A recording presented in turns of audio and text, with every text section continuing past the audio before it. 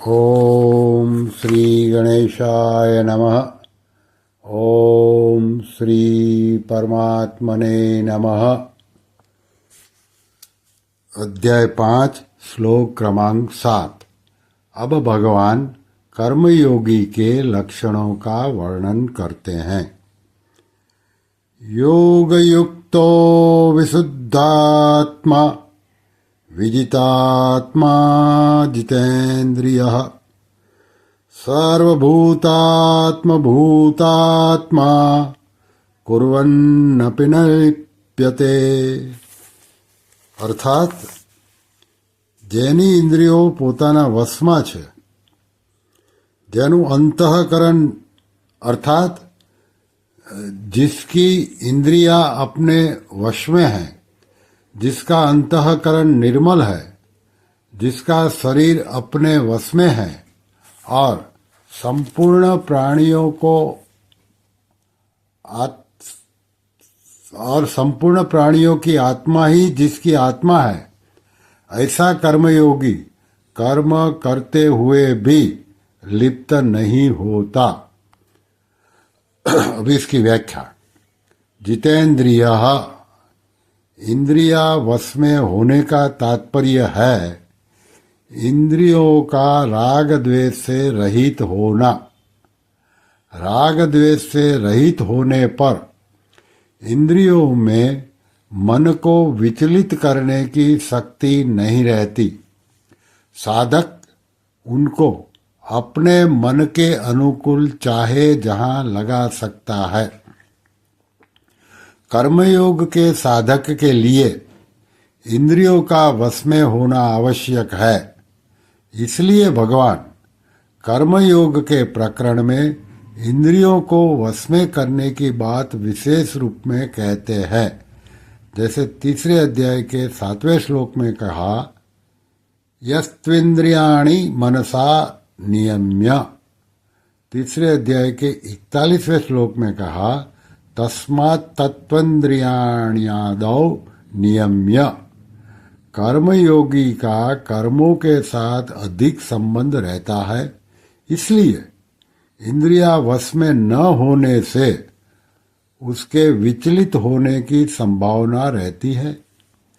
कर्मयोग के साधन में दूसरों के हित के लिए सेवा रूप से कर्तव्य कर्म करना आवश्यक है, जिसके लिए इंद्रियों का वश में होना बहुत जरूरी है।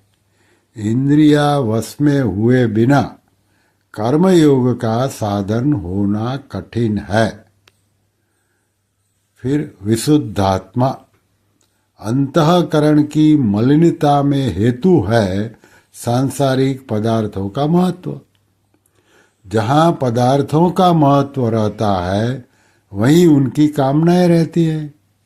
साधक निष्काम तभी होता है जब उसके अंतःकरण में सांसारिक पदार्थों का महत्व नहीं रहता। जब तक पदार्थों का महत्व है तब तक वह निष्काम नहीं हो सकता। एक परमात्मा प्राप्ति का दृढ़ उद्देश्य होने से अंतःकरण की जितनी जल्दी और जैसी शुद्धि होती है, उतनी जल्दी और वैसी शुद्धि दूसरे किसी अनुष्ठान में नहीं होती। इसलिए कर्मयोग में एक उद्देश्य होने की जितनी महिमा है उतनी किसी की नहीं। आगे हैं विजितात्मा। कर्मयोग में शरीर के सुख आराम का त्याग करने की बड़ी भारी आवश्यकता है।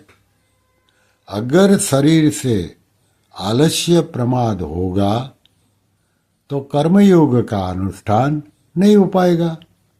अतः यहाँ भगवान ने शरीर को वश में करने की बात कही है।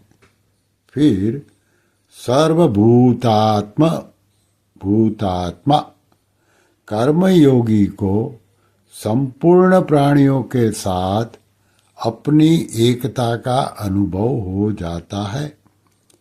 जैसे शरीर के किसी एक अंग में चोट लगने से दूसरा अंग उसकी सेवा करने के लिए सहज भाव से किसी अभिमान के बिना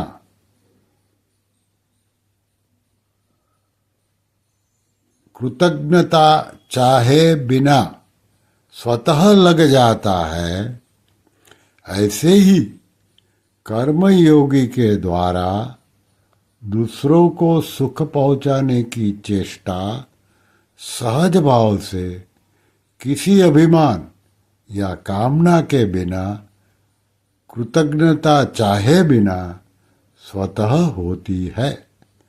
वह सेवा करने के लिए किसी भी प्राणी को अपने से अलग नहीं समझता, सबको अपने ही अंग मानता है।